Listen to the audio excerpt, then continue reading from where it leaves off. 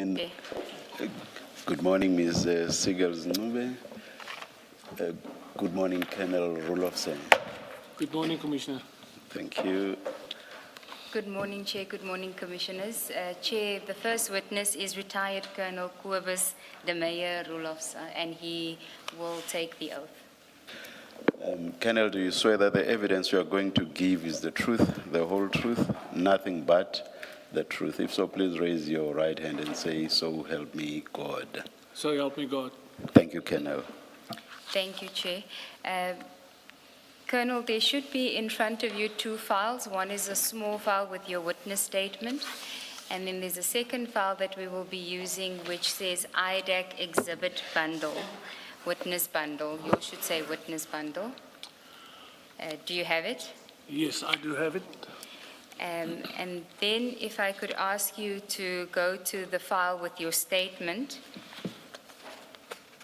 and if you can confirm that page 12 of that statement, the signature on page 12 of that statement is your signature.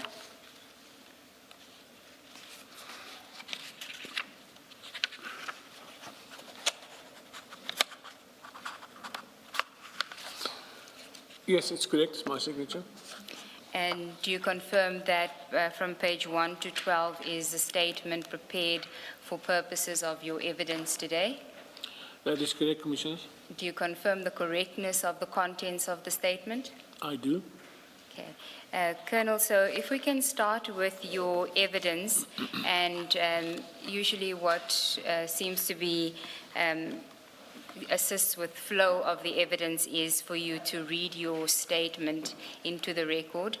But of course, there will be instances where we will ask questions of you, and where you feel the need to elaborate or where you've failed to state something and want to now deal with it, you're more than welcome to do so at the appropriate time as you're going through your statement.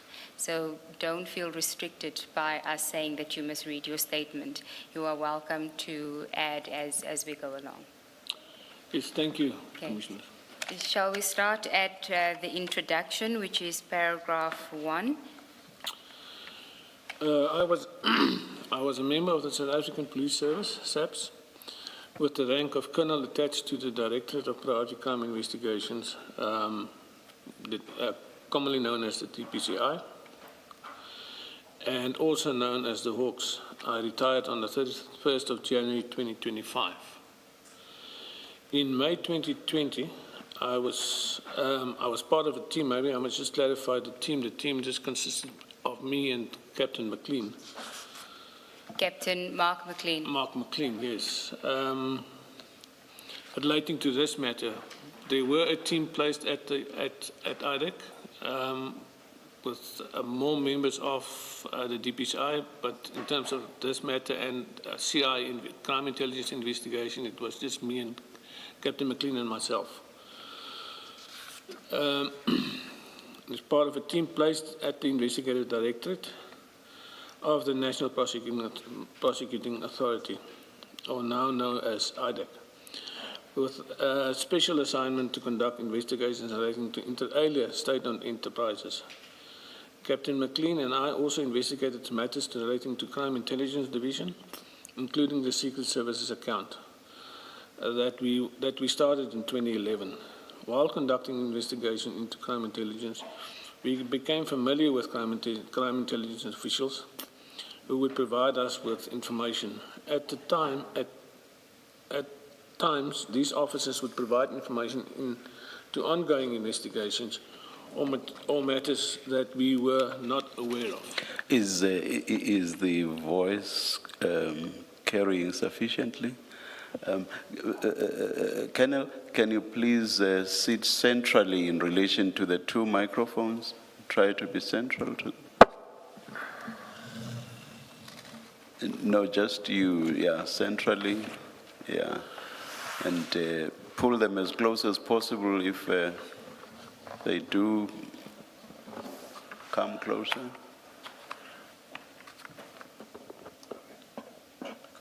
Is that close enough, Commissioner? My wife told me to speak up. So, You better obey then. Yeah. Yeah, let's continue. Paragraph 3, I think. Paragraph 3 of my statement. The purpose of this statement is to inform the Commission of a matter regarding events in 2018 reported to Captain McLean and me in 2022 involving Advocate Andrea Johnson and Major General Khan, Feroz Khan.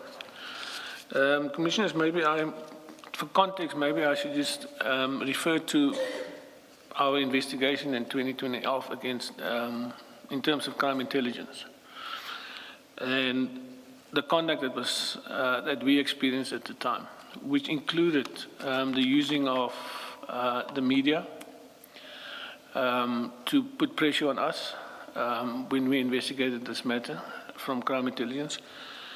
Major General Khan has played a huge role in that. In fact, I have a witness that's still in the program who testified or who has provided me with an affidavit regarding General Dramat at the time, where he was a witness to a conversation where General Khan was also, to place a media report regarding the rendition to get rid of General Dramat, so that, because we were reporting to him directly at the time. So that media report was then placed, and there was a lot of fallout in respect of that. But that is what they are capable of, and that is what they are doing.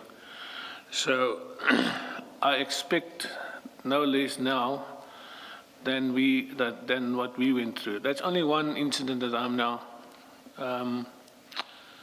informing this commission of. There were various other incidents of the same thing in 2011.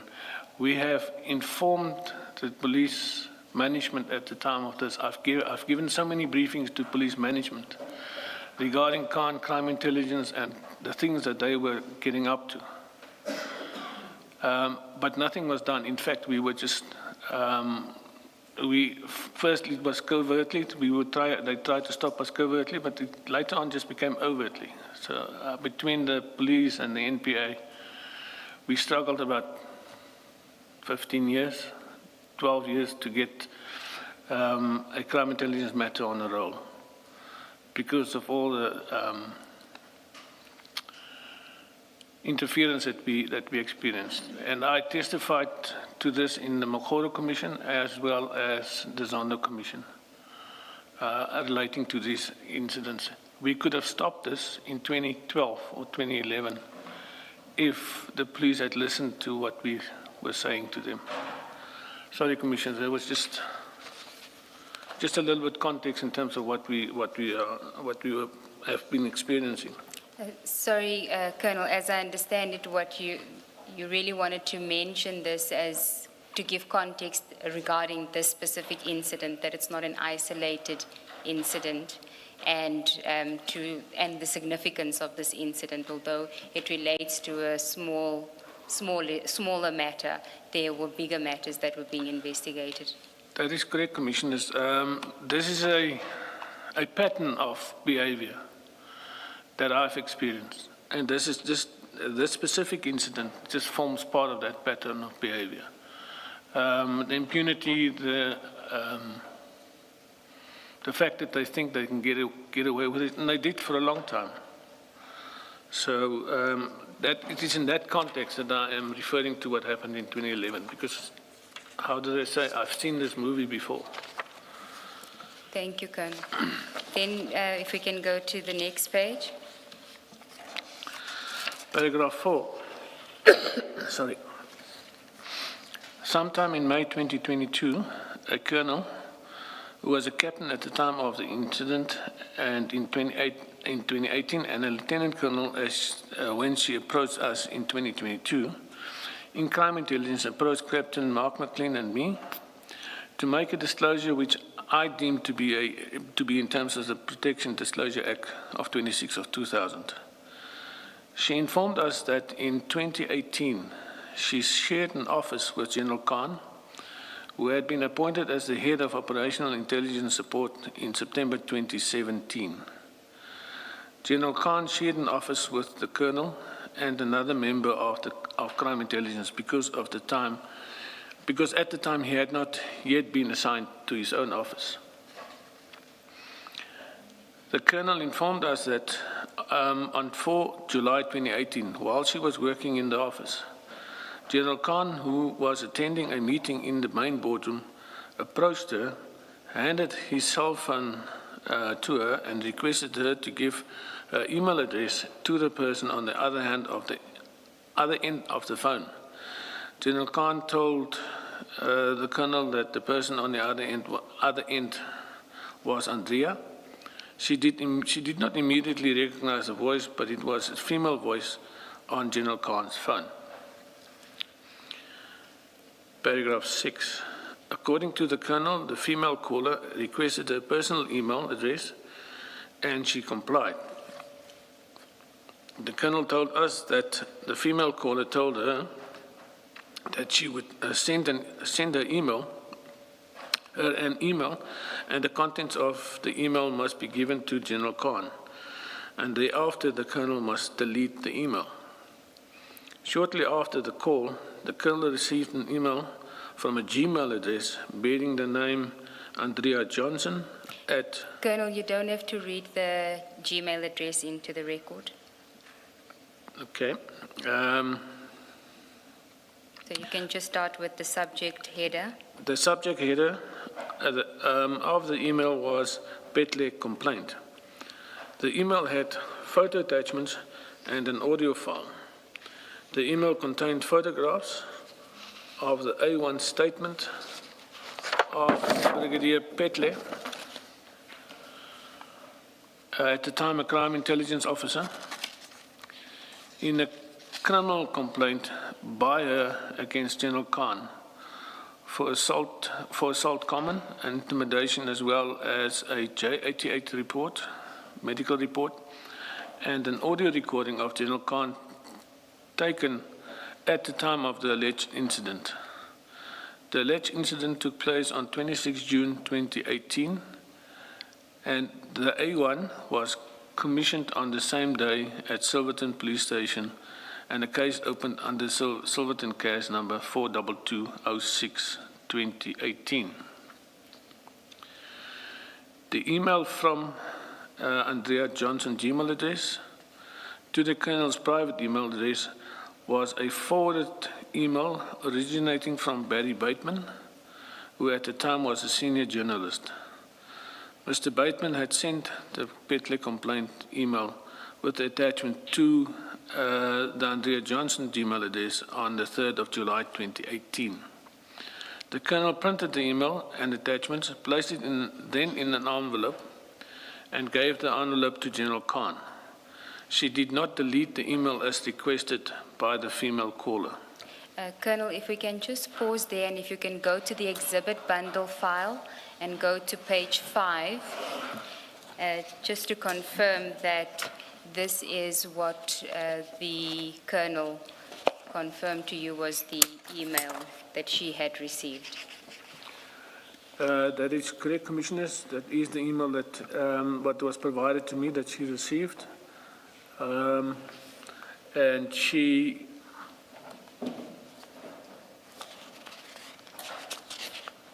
was able to retrieve the email from her email box.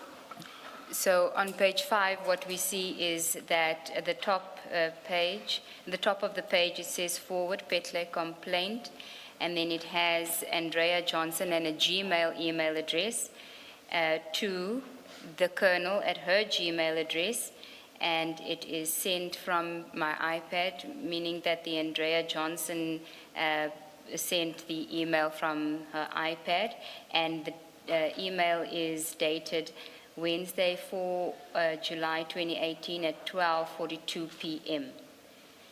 Correct? That's correct. And then just below that it says begin forwarded message. So she was forwarding a message that she had originally received from Barry Bateman on the 3rd of July 2018 at 18:05:01 to Andrea Johnson, subject same Petle complaint.